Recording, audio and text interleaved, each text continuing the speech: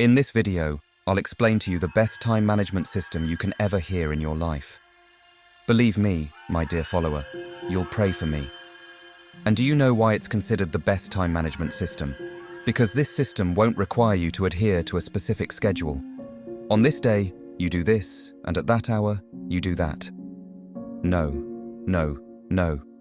This way of time management is boring, and nobody likes it. The generation I'm going to explain today in time management is called the fourth generation, and what distinguishes it is that it doesn't focus on when you do the task. It focuses on what task you're supposed to do and doing it at any time. It's absolutely amazing. I'll explain the third habit from the book, The 7 Habits of Highly Effective People, by the great author Stephen Covey, that will change your life. In this video, my dear follower, prepare your coffee or your favorite drink and focus with me. Believe me, this time management system will appeal to you.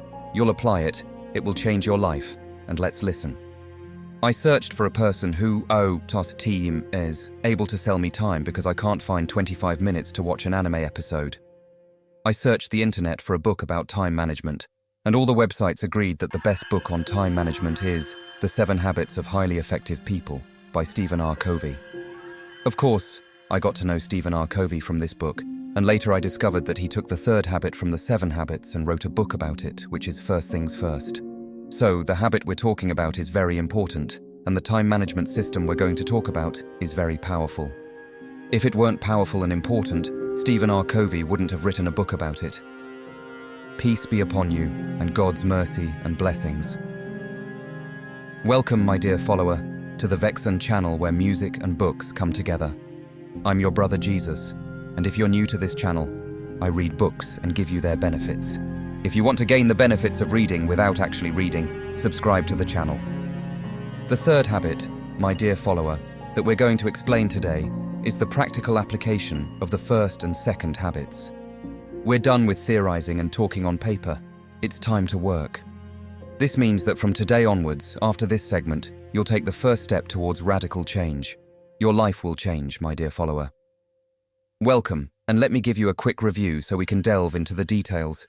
We agreed that to make changes in our lives, we need to change our mental perspectives. We need to start seeing things differently, focusing on the circumstances we can change in our lives, taking control of them, being proactive, and rushing to change them based on the life goal we've built and identified in the second habit of the 7 habits. Then comes the third habit, which will organize our time, tasks, and steps that we'll work on continuously or weekly, using the farm analogy. After a while, we'll reach our goals and change our lives. And note, my dear follower, that the first, second, and third habits will help you achieve your goal without relying on anyone else, just as Stephen Covey said exactly. The habits of personal victory, the 3 habits that transition your personality from relying on others to relying on yourself, and I believe the matter is clear, my dear follower. Of course, in his book, First Things First, Stephen Covey talks about 4 generations of time management. Generations mean qualitative leaps, transitional jumps. So for example, if we talk about cell phones, the first generation was the Motorola, then came the next generation, which was Nokia, then the next generation, which was BlackBerry, and finally, the last generation, which is smartphones. And of course, I don't need to tell you the vast difference between the iPhone and our regular phones, okay man? The difference between the iPhone and BlackBerry is huge. He said time management and managing time are the same story. They have 4 generations. I won't confuse you by explaining all of them. We'll go straight to the 4th generation. Stephen Covey started explaining this habit with the following question. Ask yourself, what are the things you're capable of doing in your life? Or what are you doing now? Or are you forced to do this thing? This is excellent, but if you do it and continue with it, it will make a huge difference in your life. And so, you don't get confused. Let me give you an example. I've used this example a lot, but it's very, very effective. We agreed that the most important circumstances you can change in your life and make changes through are education. Education. Education. Let's assume you decide to learn a linguistic rule every day. That's it, 1 rule per day. In a year, you'll have 365 rules. Do you know what 365 rules mean? It means you're speaking at least 3 languages a year. You've learned 3 languages and become a person who speaks 4 languages. Arabic, English, French, and Spanish. Of course, I don't need to tell you about the huge differences that can happen in your life if you speak 4 languages. But in the simplest terms, suppose you decide to explain one of these languages on YouTube and decide to present this content very powerfully. You'll be the best French language teacher on YouTube, believe me. Within a year, at least $1,000 will come from YouTube for each video. Without exaggeration, my dear follower, this is the least change you can get. You can offer private lessons, enroll on Udemy, get employed. You can do many things in just 1 year, but you can completely change your life. This is just one thing among the things that, if you do them and continue with them, will completely change your life. There are other things, and you're the only one who can know these things and know your potential. As for anime fans who want to learn Japanese, believe me, they can learn it in 1 year, my otaku friend. You can learn Japanese perfectly if you learn 1 lesson a day for a year. After a year, you'll have 365 Japanese lessons. This means that you not only speak Japanese, but your name will be Takaki Ikuzawa, and you'll watch anime without subtitles. And if you explain Japanese on YouTube, welcome and hello, there will be a huge difference in your life. Stephen Covey says, think about the question and answer it. Now let me explain to you the Eisenhower Matrix, which is considered the 4th generation of time management. Stephen says, my friend, take a sheet of paper and draw 2 intersecting columns. The first column contains urgent matters, and the second column contains non-urgent matters. Urgent matters are those with a specific time and cannot be postponed, such as work hours, attending university, prayer, answering a call, your parents needing you for something, a TV show, or a live sports match. Non-urgent matters are things you can postpone and do whenever you like, such as exercising, reading a book, watching a movie on Netflix, or watching an anime episode. Anything you can do whenever you like. The first row contains important matters, and the second row contains unimportant matters. Of course, important matters include work, education, prayer, family service, exercise, healthy eating, and your walking. Unimportant matters include watching a match, sitting on your phone, watching a movie, watching anime, or anything like that, playing PlayStation, and other unimportant things. Stephen tells you our time is divided into these 4 quadrants: the first quadrant, the second quadrant, the third quadrant, and the 4th quadrant. He says most people waste their time in the first and second quadrants, which contain urgent important matters and urgent unimportant matters. And if there's a little time left, we put it in the non-urgent unimportant matters, such as scrolling through our phones. The second quadrant, containing non-urgent important matters, is where the things that, if you do them and continue with them, will make a huge difference in your life. Think about it, my dear follower.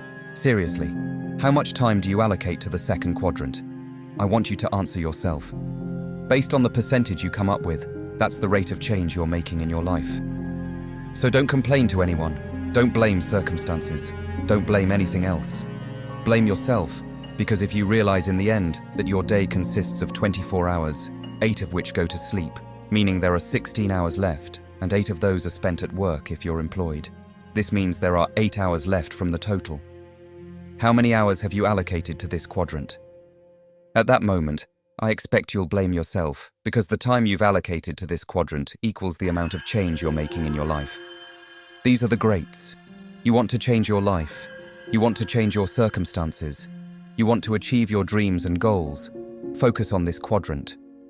If you want to become one of the greats, focus on this quadrant.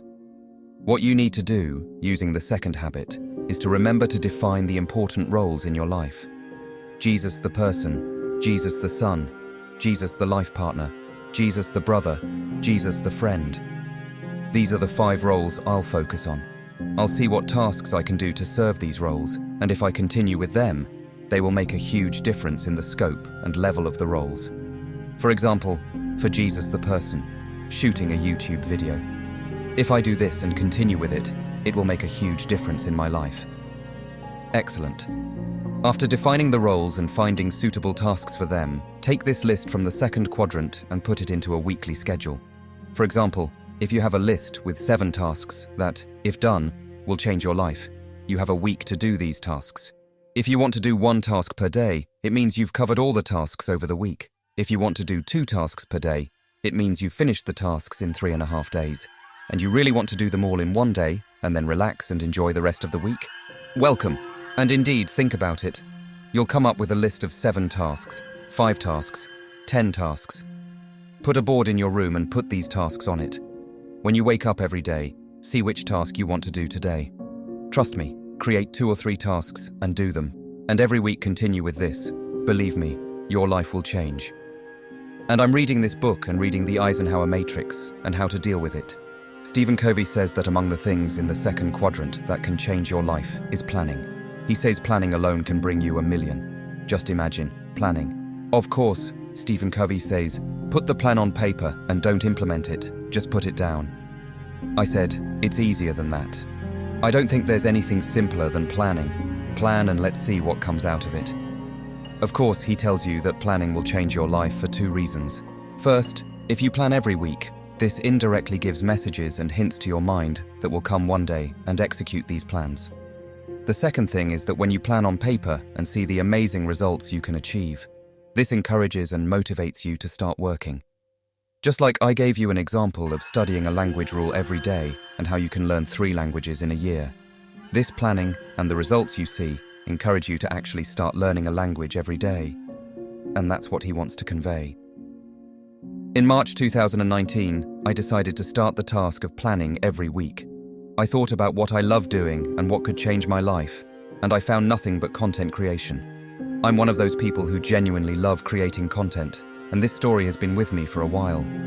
But this time, I want to offer useful and powerful content, and if I die, I won't regret having done it. So I said I would explain books and teach English. I knew I wouldn't do it all at once, but what do I really love from among these, and what can I start with quickly?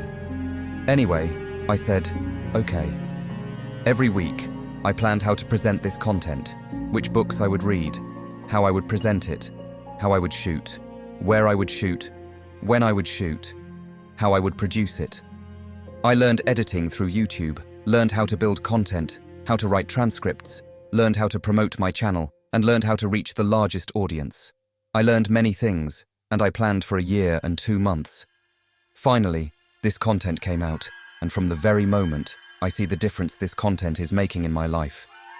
The amount of praise and prayers I receive from you is enough to warm my heart. This is something, I swear to God, that fills me with joy when someone tells me, "Thank you, Jesus. I benefited from this information." I say, "Thank God. This is from the grace of my Lord." So my dear follower, the least you can do is plan. Just plan every week and don't do anything. With time, you will do it one day. If we define the important roles in your life and specify the tasks that will make a change for these roles, and try to allocate the largest possible amount of your time to the second quadrant and work on the tasks in it, continue. I want to tell you this 10 times. I'm ready to continue with this. The idea is simple. A list of 7 tasks to do during the week at any time you like. If you learn just 1 grammar rule in Spanish, just 1, it won't take you more than 2 hours. In a year, you'll speak Spanish fluently just because you learned 1 lesson per week, my dear follower. It's easier than that. Start with practical application in making changes in your life, and God willing, you'll achieve your dreams and goals, change your life circumstances, and live a better life. If you know someone or some people who can benefit from this time management system, send them this video. And don't forget to watch the previous videos if you haven't, because they are enjoyable and useful, and hitting the like button would greatly help me. And if you haven't subscribed to my YouTube channel yet, what are you waiting for? I mean, I upload a video every week, so if you follow me every week, your life will change after a while. Anyway, it's up to you to subscribe to the channel. It's just a click away. That's it for today, my dear follower. See you next week on a better and more beautiful dose. Thank you for listening attentively. Goodbye.